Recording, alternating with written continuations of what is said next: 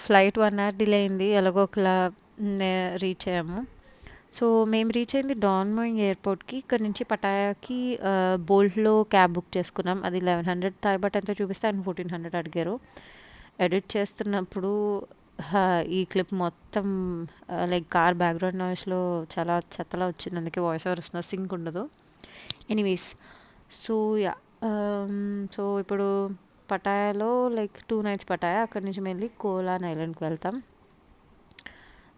Okay. Important apps వచ్చేసి మీరు ఒకవేళ థాయిలాండ్‌కొస్తే నేను బాగా వాడింది Google translate, Bolt cabs book చేసుకోవడానికి.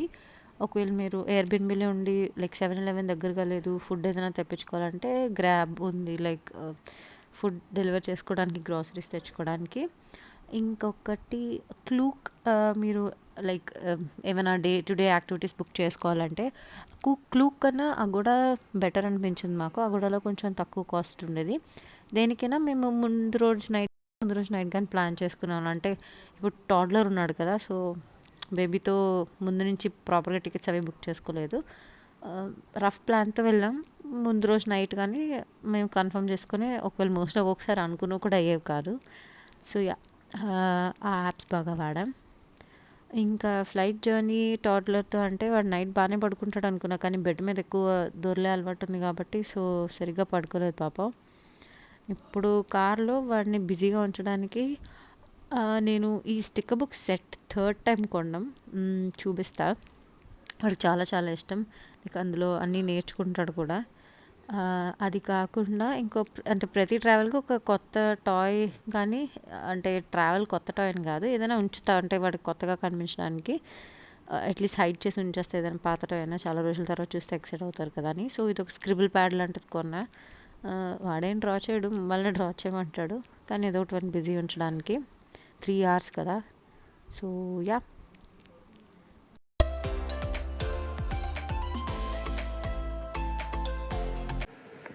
హాయ్. సో, ఫైనల్లీ రూమ్‌కైతే రీచ్ అయ్యాము.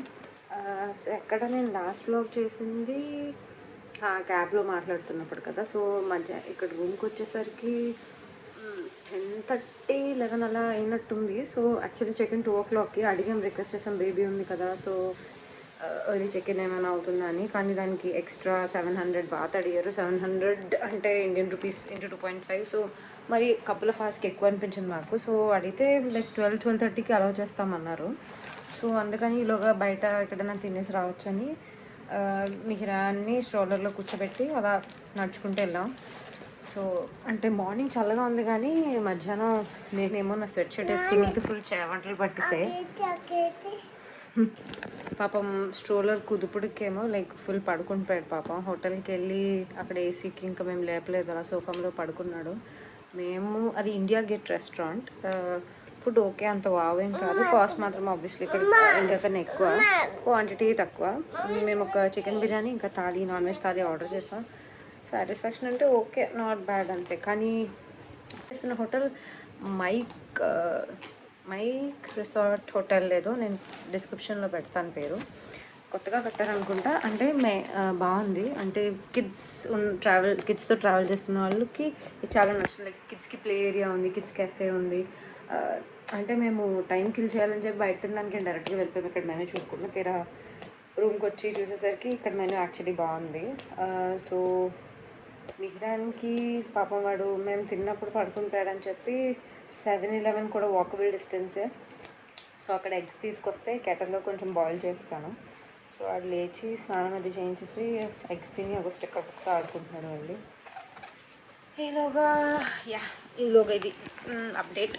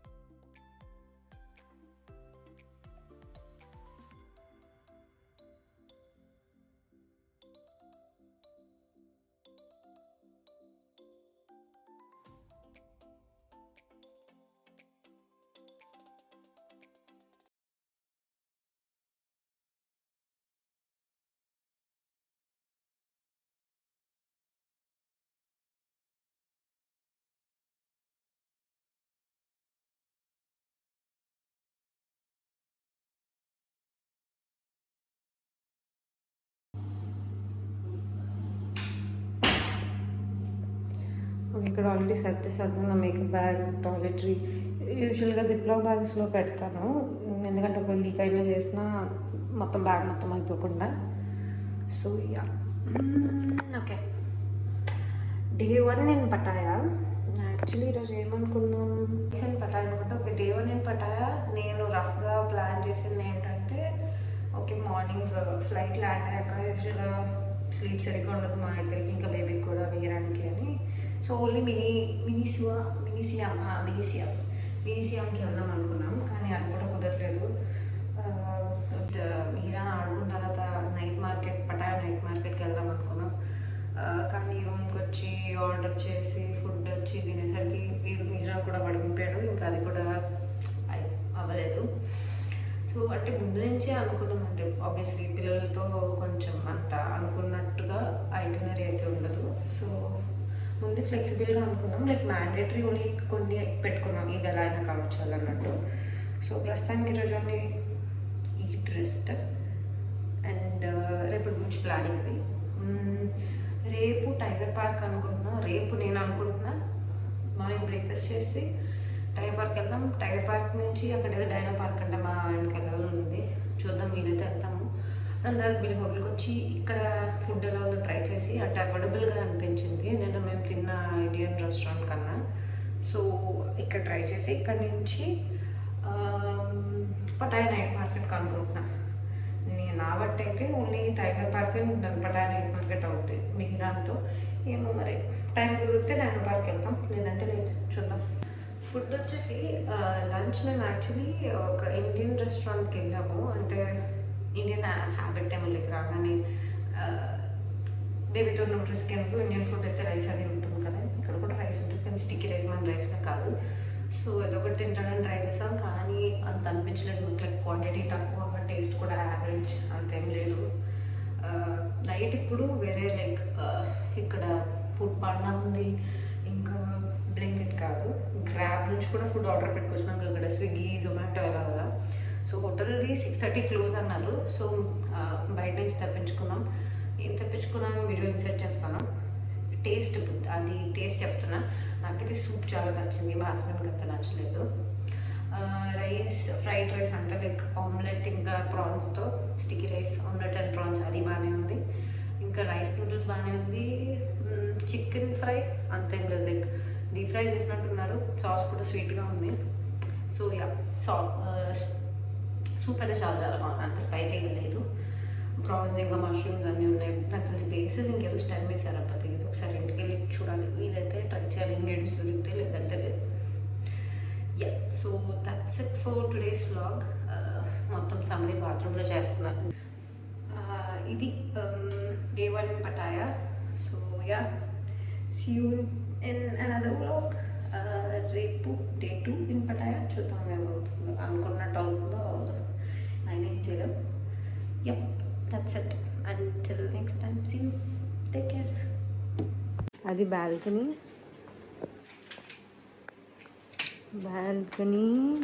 బయటకు వెళ్తే ఇది వ్యూ. కింద ఫిషెస్ పాండ్ ఇందాక చూపించాను కదా నేను. పూల్,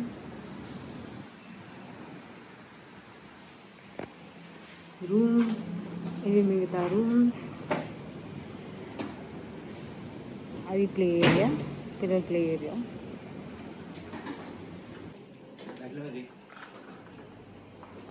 రెచ్చిపోతున్నా మా ఆయన. ఇది fridge.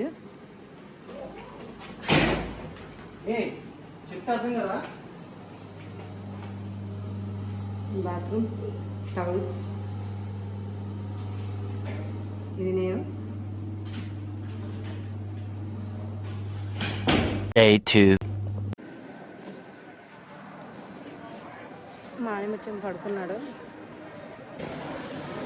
Yes. But yeah, you go. Show me. 1, 2.